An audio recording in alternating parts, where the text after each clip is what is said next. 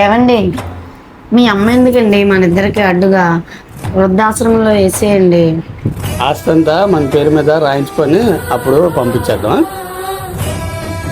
అమ్మా, మన ఆస్తి ఆన్లైన్లో పెడతారంట, ఇందులో ఏలు ముద్రెట్టు.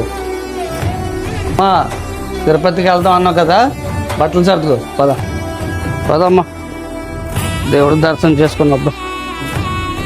బాబు, నువ్వు నాకు ఎక్కడ తీసుకెళ్తున్నావు నాకు తెలుసు. ఇప్పుడు నువ్వు భార్య మోజులో ఉన్నారా, నీకు ఇప్పుడు అర్థం కాదు. నీలాంటి వాళ్ళకి తల్లి ప్రేమ ఇప్పుడు అర్థం కాదురా.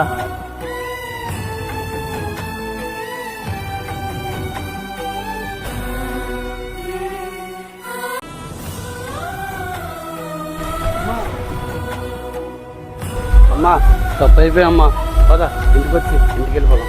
పదమ్మా. ఇలాగే భారీ మోజులో